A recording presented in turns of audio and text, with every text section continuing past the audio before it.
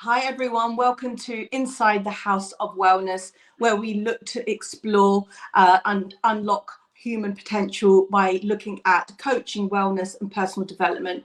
I'm really lucky today to have with me Chris Daems of Savello, who is a very successful financial planner. He's got a successful business, he's a speaker, he is author of The Kindness Project, and he is now facilitating and has started a movement called What Happens Next. All of what we're going to be looking to go into shortly. But I think one of the biggest things, is one of the biggest achievements that he's always, I think, put forward is of him being a father. So we're looking to explore all of those things today. Hi, Chris. Thank you so much for joining me. Sam, that was a really generous introduction. Thank you for that. And I'm glad, just to be clear, I didn't write any of that. So thank you for saying all that nice stuff. No. So I know that your early days, you're working at Woolwich, working at RBS, you started a career as a financial planner. How did that all start?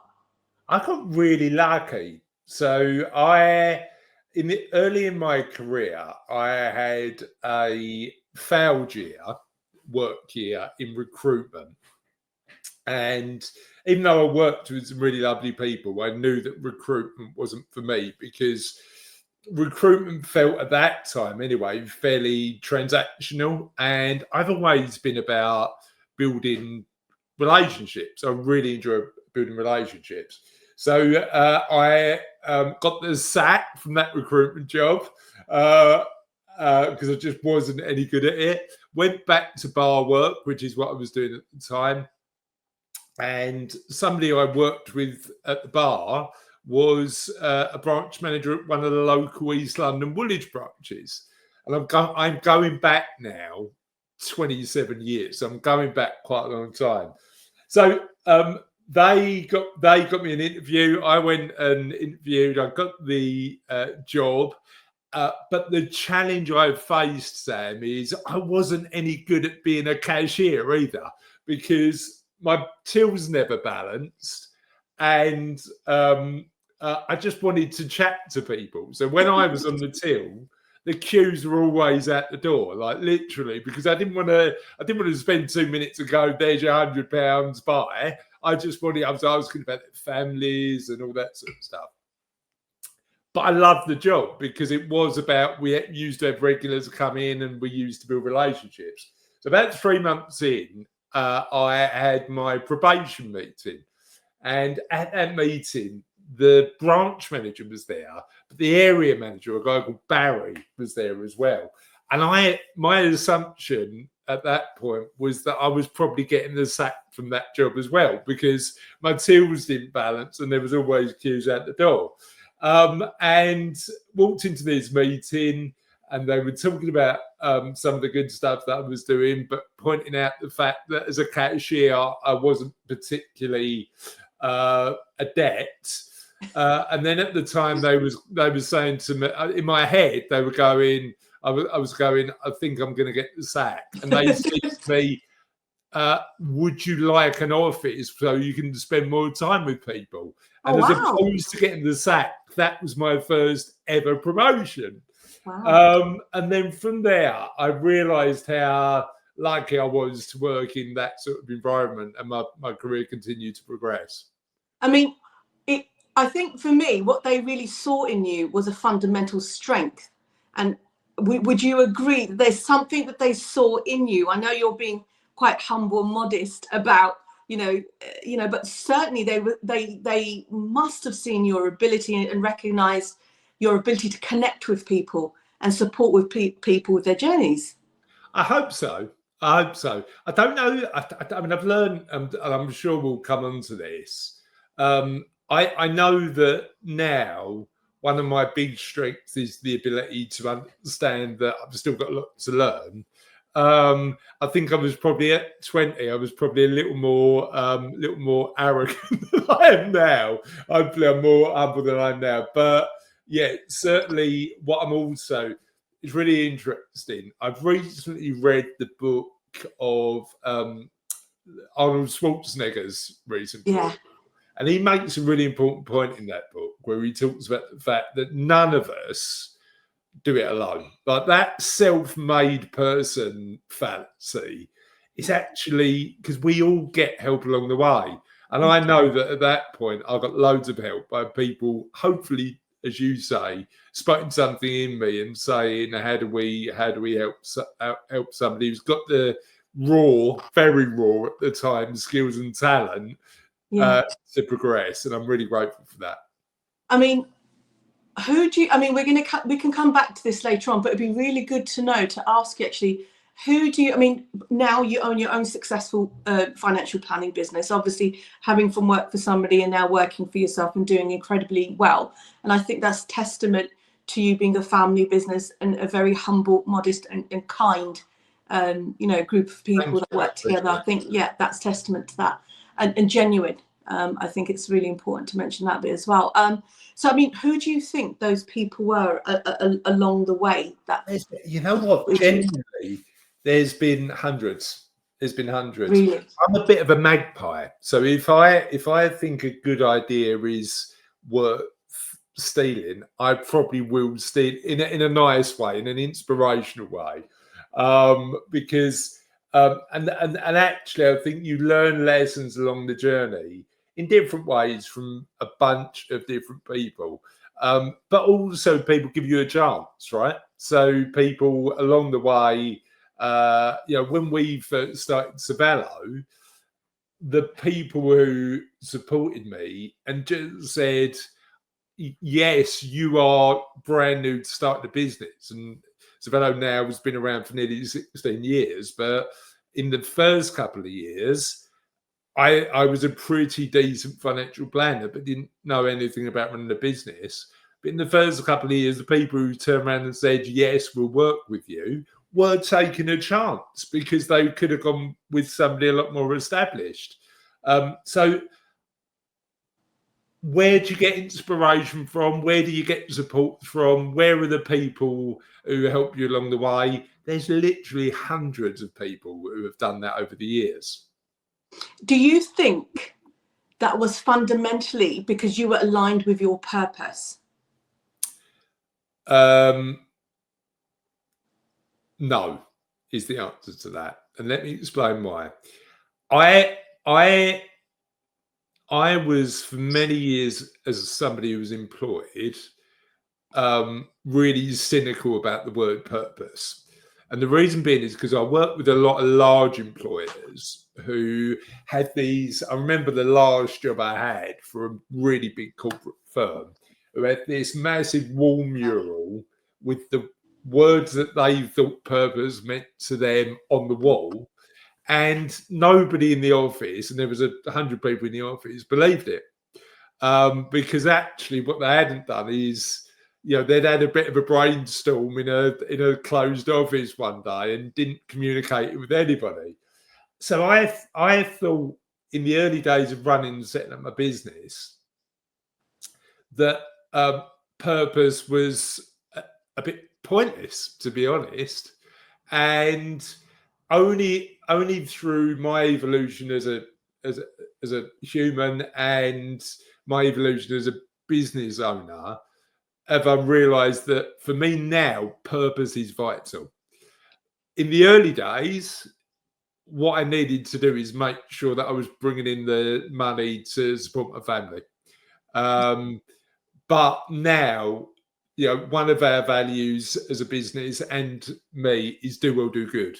We've been lucky to build a fairly sustainable, relatively successful business, but that comes with an obligation to do a bit of good in the world, and that growth has given us the freedom to be more aligned to our values. But our journey was slightly different. It wasn't about establishing the values first. The most important thing back then was, can I make this work?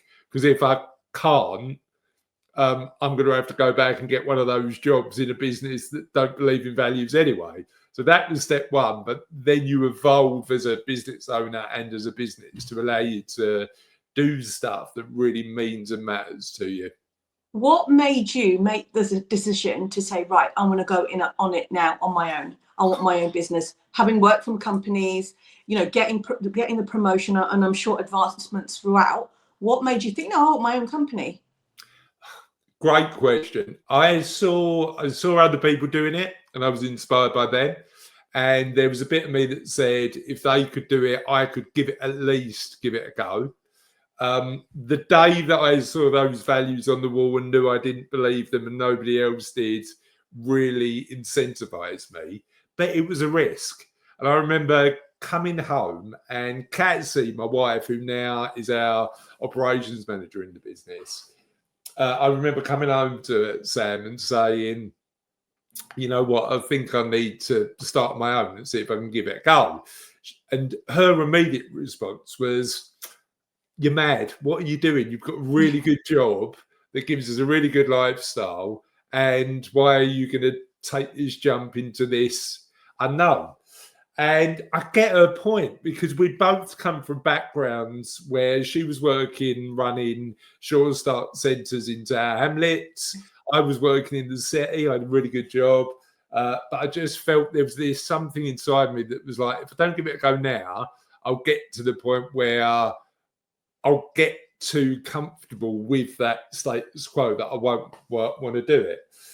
And what was funny is I remember going upstairs, my eldest daughter, who's now 21, Charlotte, was 6. I remember going upstairs and I thought, if I'm a bit scared about it and Gaz is a bit scared about it, Charlotte won't be scared, it'll be fine. So I went upstairs and said, Charlotte, Dad's leaving his job and starting a business. Sam, she burst into tears. And I was like, oh no, what have I done? What have I done? She looked at me and went, Dad, who's going to pay for the holidays now? She's got a priority, smart girl. I know. And thankfully, I look back now and I'm so glad I did it, because business ownership isn't easy, but it does allow you to live a life more aligned with your values. And I wouldn't have it any other way now. I mean, what's really interesting as well, that I picked up on the fact that you said to your 6-year-old daughter, you almost consulted with her and shared at a very young age. That level of communication from a father to their child is just really incredible. Well, you know what? We've got a great relationship, and it's evolved. I mean, it evolves all the time. But the interesting thing for me is now she's at uni. She's at home at the minute. I'm working from home today, so funny enough, she's in the other room. But it does evolve, because, and this is something that I'm thinking about quite a lot at the minute. To do a good job means letting your kids go and do their own thing. And it's the dynamic of the relationship definitely changes, but I think fatherhood or parenthood in any way is one of those things. You guess that you're doing the right thing, you hope you're doing the right thing, you fail, you make mistakes, you try your hardest, sometimes you get it wrong, but hopefully most of the time you get it right. One of the things that you said earlier on you spoke a lot about, was purpose. And that was essentially one of the reasons for me wanting to interview you, because having established a successful financial planning business, at the core, you have, especially in recent years, once having made it sustainable, you have taken a number of steps to incorporate your purpose, your key values, fundamentally at the root of who you are, and translate them into a business whilst incorporating well-being and these elements for your clients. And commonly, money and well-being don't usually go together. It's almost sad, But here's the interesting thing. In the UK, it's still small, but in the UK, there is a growing conversation to be had about financial well-being specifically. And I know that, it's still a relatively small community, but I'm a member of a great community called the Institute for Financial Wellbeing that actually has more nuanced conversations about using money as a tool to live the lives we want. But the other thing that I know as a human is money isn't everything. And you've got to have better conversations, I think, as trusted advisors about what a good life looks like with your clients. Now, I'm not pretending that money isn't important, because it does allow you. Our philosophy, Sam, is you use money as a tool to live the life you want. I'm a big advocate of doing that. And that includes spending it well to make your life improve well-being. But we've had so many clients who, for example, have retired with enough money, but find themselves lacking because they've not planned in other areas of their life. Where do you think, I mean, again, coming back to that word purpose, you said earlier on that when you started out, that purpose was just like, that word was just like, oh, what the hell is that? And almost now it's like, sorry, you're going to say? Yeah, so my purpose was to make sure that I validate the decision to leave this job, right? It was just like, my purpose was to make this sustainable, because I promised Cassie and Charlotte that I'd do that. But then it evolves. Yeah, but where do you think that fundamental shift took place? Because you could have easily not done anything in terms of financial well-being, not engaged and developed that element for your clients. You could have gone a different route. What do you think was the driver? Was there a big shift? Yeah, I mean, it's been a gradual evolution, I'd say. But certainly re-identifying what purpose meant to me, probably in the mid-2010s, thinking about what I wanted me and my business to stand for. And I think everything we do is aligned to 4 things. Number 1 is focus on improvement. So I read a lot. I'm always learning. I've like to think I've got a growth mindset. I'm in that period where I'm thinking about how to improve quite a lot. And if you speak to anybody in my team at Savello, I'm always encouraging them to learn, develop and grow. Number 2 is of fun, because life's too short to take it too seriously, right? So part of the ethos of both the work we do, but also our lives, is how do we enjoy it more? And what do we need to do to make sure that we're not taking life too seriously? Then there's fairness, and certainly having transparent conversations with our clients about stuff like fees, and all our fees are available on our website for people to take a look at. All of that stuff is really important. And then the one that I think underlines it all for me, Sam, is do well, do good. So we've been lucky to have a pretty good client bank, pretty sustainable clients, and we continue to grow at a decent pace. But then I look at it and say, what do we do in the world that has a positive impact? And that's probably been the biggest evolution over the last 10 years for me. What is do well, do good? I've got maybe it's a story I tell myself, right? And maybe that story is wrong. But I think most people are generally trying their best with what they've got. I've been fortunate enough from a working class background in East London to have built a business that's fairly sustainable. I constantly think about how to have a positive impact in the world. So if I'm doing well from a commercial perspective and improving my own well-being, how do I make sure that I'm sharing that generosity that people have given me along the journey with others? You have, over recent years, a lot what you're saying in terms of what your values are, have translated into your business, into the work that you're doing with clients. And one of the developments, or one of the things that you pursued, was the Kindness Project. And I know you started that with your daughter, Charlotte, and it did incredibly well as well in terms of podcasting. Okay, yeah.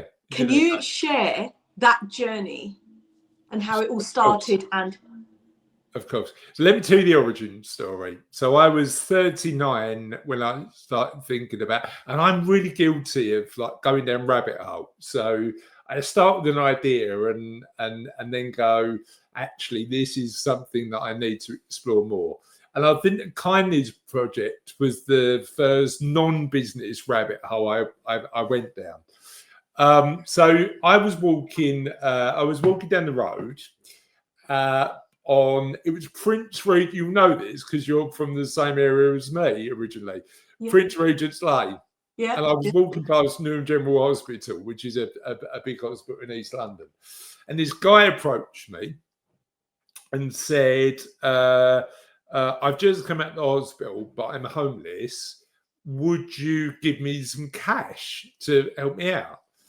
And I didn't have any cash on me, but I did that typical London thing of saying, sorry, mate, I haven't got any money, and just wandered past, right? And I got about a minute down the road and I realised that I wasn't particularly proud of my own behaviour. And I could have handled it a little bit better and maybe a little bit more generously.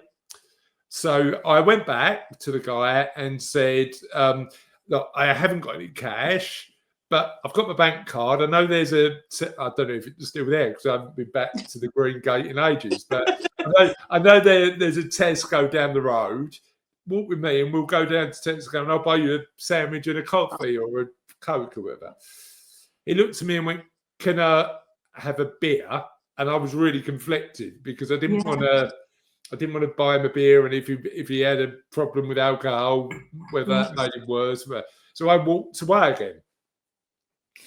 And that started a journey in my own mind of thinking about how I could be a bit kinder, because I think I could have handled that far better, and I still don't know how I would. At the same time, Charlotte was becoming a teenager, and I thought I was really worried about being a better dad to a teenager. So I thought if we started a podcast, we'd be in a situation where she'd have to spend time with me because we're these podcast hosts. So we started the podcast, and the mission of the podcast was to teach me to be a kinder human being by speaking to people who were doing amazing things in the world. And we did that for 7 years. We built a really strong audience of tens of thousands of people listening every month in the end. And it was really weird because at the start, I remember Russ telling me at week 1, I went, Russ, how did we do it? How many listeners did we get? He said to me, we got 7. I was like, I could go out in the street and shout at more than 7 people. This isn't that great.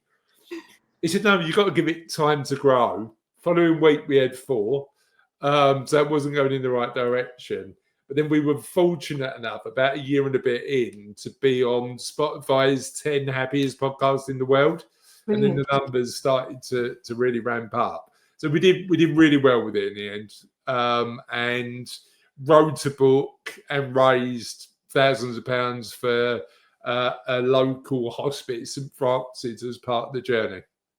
And tell me about that book. What does it teach people? How does it guide or support people in terms of being kinder, or what's the aims behind it? Yeah, I wanted to share the journey. I wanted to talk about what I'd learned.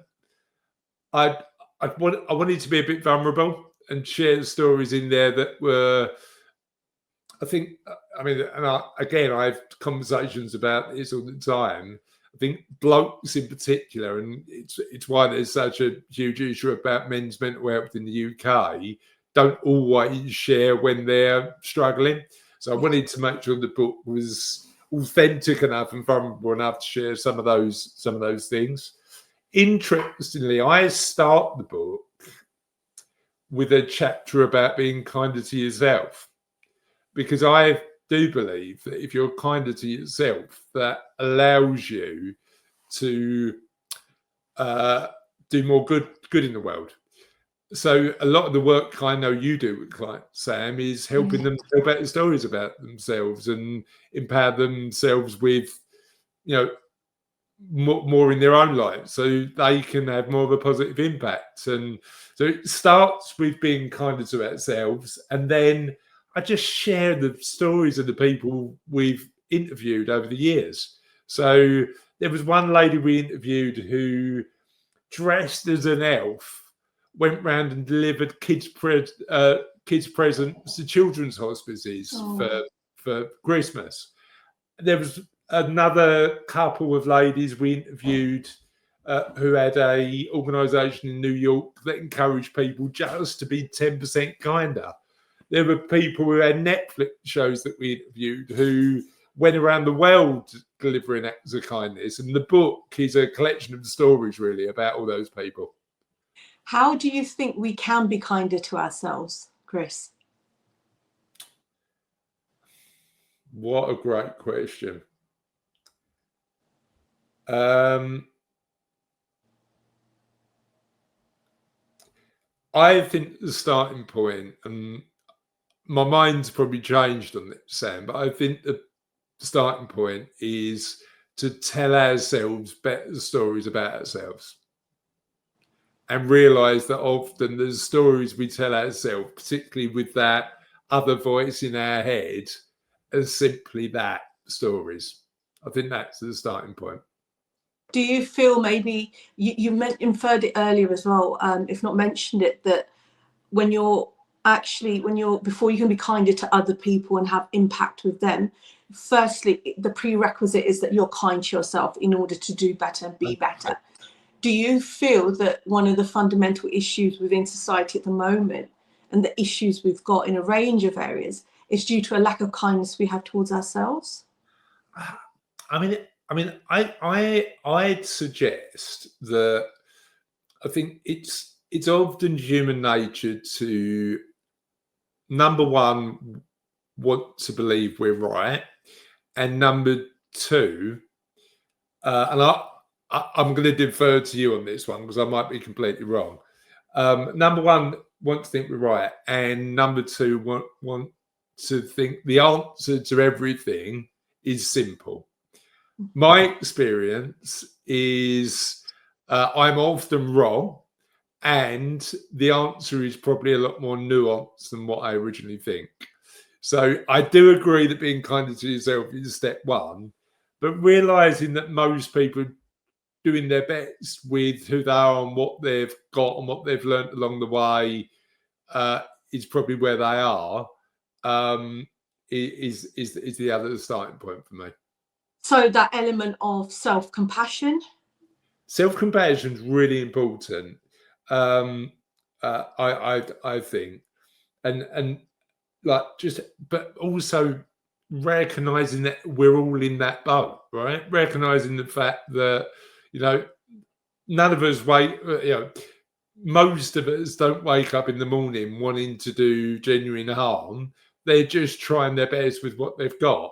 So that, but I'd agree with you. The starting point is self-compassion, so that you can be compassionate to others. I mean, I'm curious about your perspective on it. Where do you think that self-compassion starts? I think it's about reflecting back, making space, reflecting, going over our journey in life. I will always use the analogy of that if you don't go through and work through things, you end up with loads of luggage that needs unpacking. And then when it gets too much, you're just overwhelmed. So essentially just going through things, reflecting things, because then we're not always perfect. It doesn't always go right. We don't always make the right decisions. Yeah. And finding peace, finding a way to forgive. Yeah. Finding a way to address any unresolved issues. Because like you said, it's not just about kindness. I think it's a range of issues that we have to work on within ourselves, because I think often life is a mirror of our own experiences and who we are. I think, and sometimes we can make better decisions for ourselves and for the community around us, especially when we are in senior and leadership positions. You know what? The other thing for me, it's really interesting. there's a great show that we all love in our family called Ted Lasso, right? Yeah. And it's superficially about football, but really it's not. And there's a great quote that got assigned to Walt Whitman, but I don't think he originally said it. Be curious, not judgmental. So I think if we just ask more questions instead of deciding that we know, that's definitely had a positive impact on my life. Yeah. And I think that point, be curious, ask more questions, is so fundamentally important, especially in this day and age, in order to work more harmoniously as a society and as a community.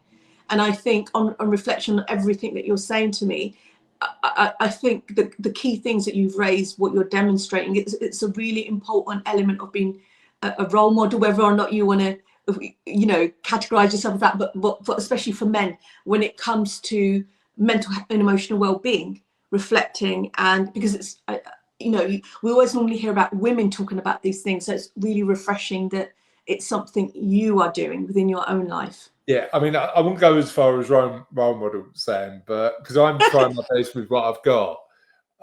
But certainly, if I think about my own well-being, I'm very fortunate to be really, really happy a lot of the time. And what does happiness mean to you, Chris? I knew you were going to ask me that, Sam. Well, I mean, actually, well-being, more consistent well-being is probably more important than happiness, because I'm happy a lot of the time, but not all of the time. But knowing that it's interesting for me, having the confidence, security, and ability to live the life that I want is really important. So you've started, if I can call it, I don't know how you can take it, but a movement, the What Happens Next movement. Can you tell us what that is and what you're hoping to do? By the way, I'm stealing that. The movement. Oh, is it? We're gonna call it the movement from there on. You know, I said earlier I'm a bit of a magpie. I'm taking that one.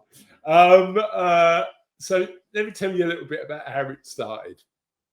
I had a client, still a client now, great guy called Mike. Mike came in to speak to me and said, Chris, you need to tell me I've got enough money to stop work today. And I said, that's pretty direct, Mike. Why are you asking that question? He said, well, you told Darren, my boss, that he could stop work, and he's put his notice in, and I want to do the same. So it was like, okay, just hold on. We need to do the work. I need to build your financial plan. I need to do all the research. There's a lot of work that goes into giving you a definitive answer on whether you can or not before we do any of that. So he said, fine. We agreed, like the contract, we agreed to work together. And then about 7 weeks later, Mike came back. And Mike said to me, how am I doing? Can I stop? And I said, we're pretty confident that you're not going to run out of money. So Mike then turned around and went, great, I'm going to put my notice in today. And I said, Mike, do you want to give it a week? Because this is a really, you've worked for this particular employer for 40 years. Yeah. And you're going to, he said, it's all I've been thinking about. So, okay. Help me understand a little bit about what you're going to do. The money's fine. You're not going to run out. We're pretty confident of that. But help me understand what you're going to do with your time. And Mike said, I've got loads of DIY to do in the house. And I was like, Mike, you've got this responsible leadership role in this large global business.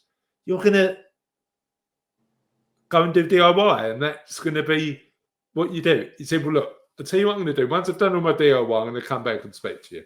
So Mike came back and spoke to me and said this was that. So the original conversation, Sam, happened at the end of September.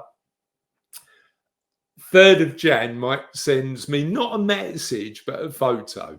And it was a photo of, do you remember those airplanes you used to glue together? Airfix, do you remember them? Just one of them.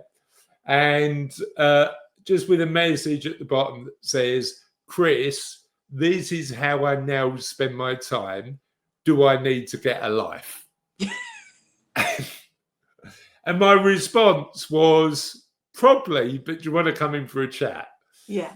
And what I realized is even people who have built up a level of financial wealth through hard work or through building businesses or through succeeding in their careers really struggle with the transition of what's next. So I started thinking about this at the start of 2023, thinking about how we best do this, and the movement we've started and we're going to continue to build into a community. It's going to help people with a focus on well-being through that life change, that life transition. Now, how are we going to do that? We're going to share resources from experts like you, Sam. And I've got to thank you because I know that you came on What Happens Next to be interviewed so we could share your insights, but also have better, more nuanced conversations about what that 3rd chapter of our life can look like if we do what we want with our time. What do you see as being so what happens next essentially is an approach of supporting your clients transition into the next chapter of their lives while supporting and facilitating their financial well-being, along with other elements. Have I understood that as well? Yeah, in terms 100%. of mental and emotional well-being and the community. So the way that we look at well-being is purpose and values in the middle. So recalibrating and rethinking about what's really important in our lives. So re-identifying purpose and values, because the challenge is for a lot of, actually not for a lot, probably for some of the individuals we talk to, they've had this ladder up a building, work, career, business. They've been climbing this ladder. They've got to the top and they've realised they're on the wrong bloody building. Yeah. And actually starting at the core with who am I as a human? What do I believe? And what do I want in my next chapter is where we start. And then we break it down into areas of well-being as part of the What Happens Next model. So you've got financial well-being. Have you got enough? Do you know what enough looks like financially? And if you're not there, have you got a clear plan to get there? We've got intellectual and occupational well-being. So I know that when we had a conversation on What Happens Next, Sam, we talked about the fact that this idea of retirement often doesn't work for everybody because it means stopping work. And actually, for people like me, and for people like Mike, and for a lot of my clients, work gives us intellectual stimulation and gives us purpose. So it's finding work that we truly love as part of that next chapter is where we're looking at, or not, because actually for some people work might not be the right move. It might be volunteering. It might be using your skills as a charity trustee or a non-executive director. That might be what work looks like. It doesn't need to be paid work. So you've got financial well-being, you've got intellectual and occupational well-being, you've got health, so physical well-being. How do we make sure that in this chapter of our lives, particularly when we've spent a lot of the last one working, are we maintaining physical health to really do the things we want to do? You've got social well-being. So we know that, particularly for older people, loneliness is an epidemic. So how do we maintain really good quality social relationships in this chapter of our lives? And then we've got community well-being. So how do we make a positive impact in the world? Because I know from the research that I did for the Kindness Project that doing good for others is doing good for yourself. So how do we, whatever that community element looks like, how do we help others? What do you think with the you said that you work with people in the third chapter of their lives. What do you think the fundamental areas are of that journey? They're unique and individual. Here's the interesting thing. There are trends. So we supply a free quiz that you can get on www.whathappensnext.life that helps you, if you're approaching that third chapter of your life, think about well-being. And we've found some, now this isn't proper academic research, Sam, but the people who have taken the quiz are giving us really interesting insights. For the men who are taking the quiz, they're pretty strong on intellectual and occupational well-being and pretty strong on financial well-being. Medium on physical well-being, that applies to both men and women. Really low on social well-being. Right. Okay. And I recognize that in myself. You know, when I was starting the business and trying to get sustainable, I neglected social relationships for a number of years. And I found myself at a point in my life where I was wondering where all my friends were. Yeah. And I've had to make a real effort in the last 7 or 8 years, just building my friendships groups and making an effort. But often for clients that are 10 years along the road to me, they've just not done that because they've been focusing so much time on work. For women, interestingly, the data that we get from the quiz is slightly different. So often there's a lower score on physical health and a slightly lower score on financial well-being. Now, every quiz anybody takes is different, and it's different to each individual. But the thing we're trying to build with What Happens Next is a community of support, regardless of what area you want to improve. And that's what we're going to do. And do you feel that in your experience when people take the quiz that they're quite forthcoming in terms of making change in order to support that element of their life moving forward? We don't ask those questions, right. And we haven't launched the paid part of the community yet. So the answer to that, Sam, is we'll see. But I don't think you're logging on to What Happens Next or watching our content or taking the quiz unless you really recognise that these journeys isn't a straight line and you might need a bit of help and support. Brilliant. You've spoken a lot about purpose, and you have been, I think it's quite clear, I think, in terms of the trajectory that you've had in your life, you know, going from working for other people and then developing your own business and then incorporating, you know, going on this journey and then, you know, with your value systems and gaining a lot of clarity about who you are, what you want for yourself, and then really developing the tools and the resources to be able to enable that for other people around you, within both your, I suppose, your family in a way, with regards to the Kindness Project and with What Happens Next. You say that you wake up with purpose, with intention. I've read that about you. Tell me about what that looks like. What does that mean?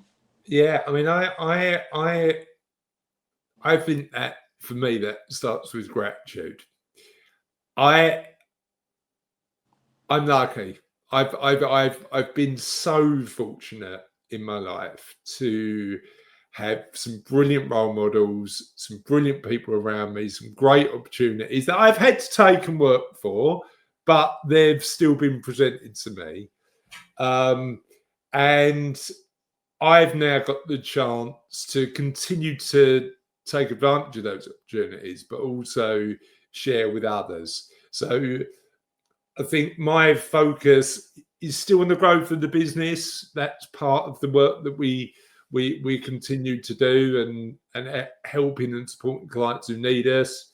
But the more that I look at my life, the more I think about how we're going to make a positive impact. Now, how that's going to be will evolve in my life, right? Because there'll be other stuff that we'll do in the future that might not be what happens next. You know, I can't say that's going to be around in 20 years' time. I might be wanting to do something else. But I think positive impact is really interesting when I'm thinking about it. There's a great interview we did on What Happens Next by a guy called George Kinder. And he talks about, George Kinder's a guy who's in his 80s now, who is the founder of life planning in conjunction with financial planning in the US. So we were really lucky to interview him a few months ago now for What Happens Next. And he shares what he calls his 3 questions. And I think they're really interesting because his 3 questions start with question 1. If you had all of the money in the world, how would you spend your time? And I think that allows you to turn around and go, well, if you take the financial question out of it, what do you really want to do? What's your purpose? Number 2 is you go to the doctors and he says you've got 7.5 years left to live, but you're going to be fully healthy for that period. How are you going to spend that time? And that goes back to that Stoic philosophy of memento mori. Remember that this time is finite. So making the most of it is really important. And then the 3rd question is the doctor phones you up and says, I've made a mistake. You haven't got 7.5 years. Actually, it's going to be tomorrow you pass away. What are you going to regret? And this is where I'm lucky because I get to speak to people who have got these amazing questions that I get to think about in my own life. So when I'm getting up in the morning, I'm thinking about, am I adding value and adding purpose? And yes, looking after my family and building a business that's going to give me financial security, but doing good. Am I living my life to my full potential? And am I going to get to the end with no regrets? And I'm not going to get it perfect, Sam. I know I'm not. But if I can answer those 3 questions in a way that I've tried my best to achieve no regret, all the things that I wanted to do and build something I'm proud of, I'll be a happy man. It's been really refreshing to hear about the journey of somebody who's built something up from scratch on their own. What would you say would you offer any advice to maybe people struggling out there and wanting to aspire and become something more than what they think they are at the moment? What advice would you have to those people? Well, firstly, nobody does it on their own. Okay. So get help, ask for advice, reach out to people. My experience is that people who have followed your journey are pretty generous in terms of sharing their time.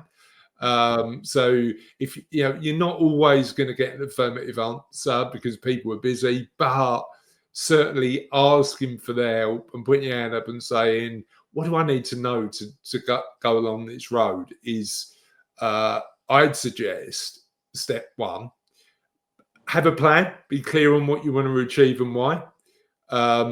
And never stop learning. So read widely, read openly, read about business, but also read about life and all of the various things. Actually the great thing we've got, particularly in the UK, is even though I spend way too much money on books, actually access to knowledge at libraries across the UK is free. So yeah, just I'd encourage anybody to go on that learning journey and continue to do that. So reach out for help, learn, but also go out and meet and talk to people is the big thing. It's like building. My experience in our business is the relationships and the depth of relationships we've built over the years have been vital. So go out there and meet people.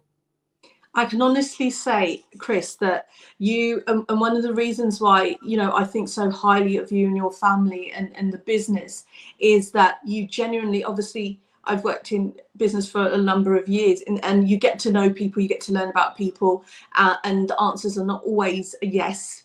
Unfortunately, a lot of times, sometimes, unfortunately, depending on who you ask, they're no. You've always been somebody that says yes. How can I help you? And that is a common theme I see you do with a lot of people. You honestly, genuinely want to help people. Yeah, I try, Sam. I mean, there's a real balance in my life at the minute about trying to make sure that I say no at the right times. Yeah. But for somebody like you, what am I going to say? Thank you.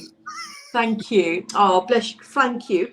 Whilst, in order to wrap up, looking ahead, what's lighting you up right now, apart from this interview, of course? I'm really. I mean, I'm loving this interview, and thank you for inviting me on. I really appreciate it. No, thank you for saying yes. This is the interesting thing for me. We've done really well building Savello, and that continues to grow.